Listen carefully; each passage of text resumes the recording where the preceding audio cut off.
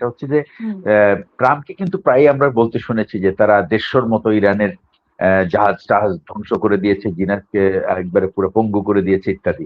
কিন্তু ইরান কিন্তু এগুলির কিছুই ব্যবহার করে না। ইরান জানে যে এই তারা সমুদ্রে, তারা মার্কিন যুক্তরাষ্ট্রের সাথে তারা তাদের কোনো তুলনা নেই, সুতরাং তারা এই দিকে তারা তাদের নজরও তারা দেয়নি। ইরান যা করছে সেই বিষয়টা সবার জানা উচিত। ইরানের 29টা ব্রিগেড সাবমেরিন আছে, যেগুলি এটা এটা বলার উদ্দেশ্য হলো হরমুজ প্রণালীর কিন্তু ডেপথ, যে জায়গা দিয়ে জাহাজ চলাচল করে, এটার উইডথ হচ্ছে বা এটার ডেপথ হচ্ছে 41 থেকে 46 মিটার মাত্র। এবং এইখানে কিন্তু কোনো আমেরিকার যুদ্ধ জাহাজ কিন্তু আসলে কোনো ধরনের যুদ্ধ জাহাজই কিন্তু এটা ঢুকতে পারে না। সুতরাং যে এই যে আমেরিকা যে বলতেছে যে তারা এই হরমুজ প্রণালীকে ক্লিয়ার করবে, এই সেই হাত, এগুলো কিন্তু সব বোগাস। আচ্ছা, সেকেন্ড হচ্ছে এখানে 29টা সাবমেরিন আছে। এই সাবমেরিন গুলির সাইজ হলো মাত্র 70 ফিট লম্বা, 18 জন ক্রু থাকে এর ভিতরে, 2টা করে টর্পেডো আছে, যেগুলি আর কি আছে, এরা মাইনিং করতে পারে এবং মাইন নিউট্রালাইজ করতে পারে। এই যে ইরানের যে এটা হলো কি তাদের, মানে এটা হলো জুৎসই টেকনোলজি, যেটা বাংলায় বলি আমরা। ঠিক যেখানে যা প্রয়োজন ঠিক সেই জায়গাটাই সেই জিনিসটাই ব্যবহার করেছে। এইটুকু দিয়ে কিন্তু পুরো আমেরিকার একটা ক্যারিয়ার গ্রুপকে, 2টা ক্যারিয়ার গ্রুপকে কিন্তু পুরা ব্যতিব্যস্ত করে রাখছে। সুতরাং আপনার এই যে হরমুজ প্রণালী খোলা বন্ধ করার ব্যাপারে, নেক্সট হচ্ছে আমেরিকার কিন্তু কোনো মাইন ক্লিয়ারেন্স শিপই নাই যে ওখানে গিয়ে তার মাইল ক্লিয়ার করতে পারে। এবং ইরানিয়ানরা করছে কি, 2 ধরনের মাইন ব্যবহার করে, একটা হলো মার্ক 3, একটা হলো মার্ক 7। এবং এই মাইনগুলি কি করে, এরা কিন্তু অটোমেটিক্যালি ডিটেক্ট করতে পারে যে কোনটা ওয়ারশিপ আর কোনটা কমার্শিয়াল শিপ।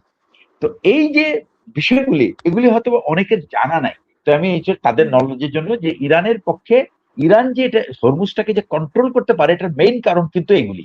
আচ্ছা, সেকেন্ড হচ্ছে তারা যত অ্যান্টিশিপ মিসাইল, এগুলি কিন্তু সব তাদের রেঞ্জের ভিতরে, বিকজ এটার পুরা কমপ্লিট উইডথ হলো মাত্র 51 কিলোমিটার, 51.54 কিলোমিটার। তো এই জন্য এটাই হলো আপনার মোদ্দা কথা, যে সুতরাং যদি হরমুজকে ব্লকেট করতে হয়, তাহলে কিন্তু this is the place wire two block. এটা ওই হাই সিতে ব্লক করা যাবে। সুতরাং ট্রাম্পের এই জিনিসটা, এটা হলো মানে এটা একটা আই ওয়াশ আমি বলবো। সেকেন্ড হচ্ছে যে সারা বিশ্ব কিন্তু এখন ইসরায়েলের বিরুদ্ধে ফুঁসে উঠেছে।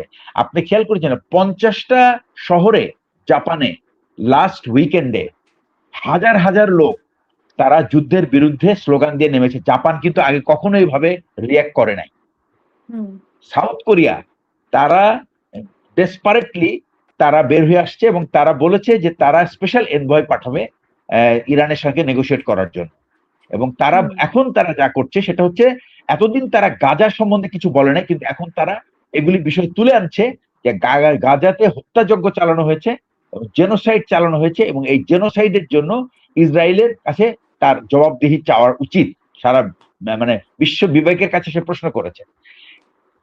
ইউরোপিয়ানরা তারা ইন্ডিভিজুয়াল ডিল করার জন্য রেডি হয়েছে, যেমন স্পেন অলরেডি তারা একটা এমবাসি খুলছে, পর্তুগাল এবং আজকে আমি বেলজিয়ামকে শুনেছি যে তারা বলেছে, ইউরোপিয়ান ইউনিয়নের প্রেসিডেন্ট বলেছে যে আমরা চেষ্টা করছি ইরানের সাথে নেগোশিয়েট করে হরমুজটাকে খোলার জন্য, এবং তাদের শুধু এখন একটাই ইস্যু, আর কিছু না, সেটা হলো তারা এই টোলটা দিতে চায় না।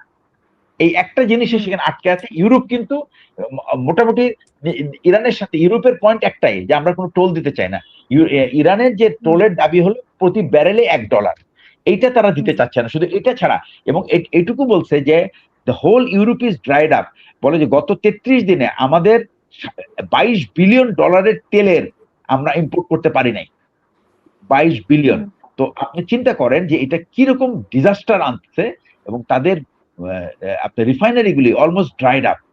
তো এইটার জন্য তারা ডেসপারেট, এবং তারা বলছে যে এই যে যখন তেল খুলে যাবে তখন কিন্তু একটা বিরাট প্রতিযোগিতা হবে, এবং ওরা এখন পলিসি করছে যেন আমরা সবাই যেন খুব বেশি দাম দিয়ে তেল নিয়ে অন্যকে যেন আমরা ডিপ্রাইভ না করি। এই জন্য তারা একটা নীতি করতে চাচ্ছে, সেই নীতির মাধ্যমে তারা এই তেল আমদানির বিষয়টা শুরু করতে চাচ্ছে। এরপরের বিষয়টি যেটা বাংলাদেশ সম্বন্ধে